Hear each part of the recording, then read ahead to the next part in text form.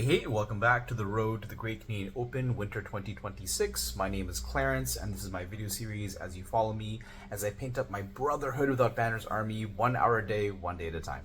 The whole point of this series is for me to help you viewer, help you paint your army. Whether you're a new painter or an experienced painter feeling some burnout, who needs some motivation, I'm just here to paint along with you and to hopefully show you some tricks and tips that might get your army painted as well.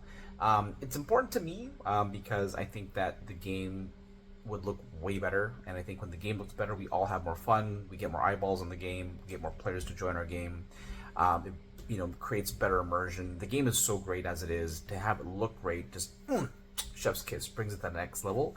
So I encourage you, if you're a new painter, to use a simple technique. I put up the Slapchop tutorial in my link in the description box below, and there's tons out there that you can look up as well. And once you feel comfortable painting, you can definitely look up other tutorials and how to do more highlighting and washing and that kind of stuff. But Slapchop is a great starting point. And for those of you who do know how to paint and just feel a bit burnt out, try it. You should really try it, because I've got friends who've got piles of unpainted models, and they're like, well, I want to paint it my way, but you don't because it's a lot of work to paint it the traditional way, right? So instead of having prime models or just colored plastic, try Slapchop. And even if you do a Slapchop method and it looks basic to you, it's better than what you had it forever. I've got some friends out there, and I know that I'm talking to you. You know who you are. So yeah, let's paint up our armies, make them look cool. And the main trick, of course, is find a simple technique and work at it on a regular basis. So just be honest with yourself. We are all busy. We all have things going on in our lives, partners, kids, jobs, etc., etc. Can you carve out some time for yourself? Can you carve out 15 minutes? Can you carve out half an hour? Can you carve out 45 minutes? I'm carving out an hour, but to be honest, it's not always an hour sequentially. Maybe I do it 15 minutes in the morning, and then half an hour in the afternoon when I get back from work, and then 15 minutes after dinner. Like, I just know I want to put in the time, but it may not be one consecutive hour. It ideally it would be, honestly, but life is life, and sometimes you got to break it up. So can you break it up? Can you just find little pockets of time where you can do the feet, do the boots, etc., right? I put the time down for how long each step takes to give you an idea that, hey, if I put half an hour here, I get all the thighs done, so you can get a lot done if you just find those little pockets of time. Anyway, that rant went way longer than I thought it would. The next thing I want to talk about, of course, is the actual Great Canadian Open, my tournament in January 2026, the 10th and the 11th on the weekend at the Small Arms Building in Mississauga, Ontario. If you're from the GTA, please come on down, have some fun with us. Every year it's been a great event. We've always had a great turnout, and I expect no less from this year as well. We're expecting players from the Kitchener-Waterloo area, from London, and further west, and then looking at people from North Bay, Sudbury have mentioned interest as well. We're hoping for the usual crew from the east, from Kingston, from Ottawa, from Gatineau, and hopefully we can see some players from Quebec as well. I got to give a big shout out to Sam Stoll from Montreal, who's always been a big supporter.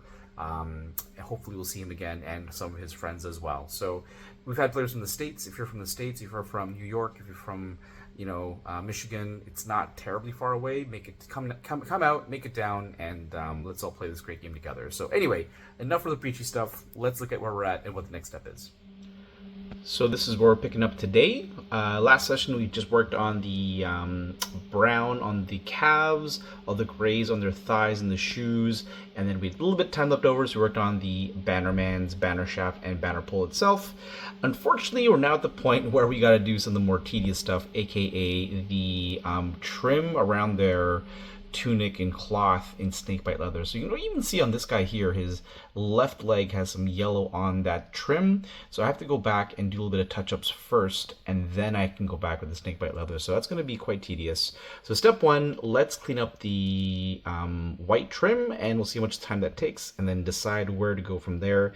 I think the brown trim will take probably 2 sessions. So we'll see how we go. 1 hour work starts now. Let's go. 1 hour later, we are back, and we are done most of the snakebite leather, but not all of it. So we spent about 15 minutes going back carefully with some wraithbone and white mixed in to touch up any areas where we got green or yellow on the wrong spots.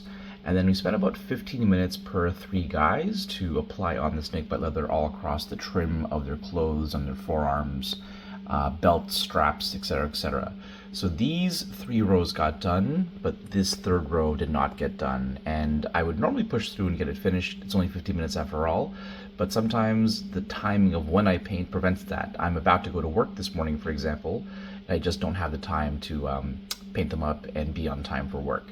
So we're going to end here an honest hour later, and we're going to probably for the next session paint up the straps on these guys, of course, and maybe do the shields as our next step. But anyway, we're making some good progress. I'm happy with how far we've come, and I hope that you are enjoying the episode as well. So please let me know if you are painting up something cool. What are you working on? Please share the video with anyone you think might benefit from a painting series. Keep the faith, and we'll see you next time. Bye-bye.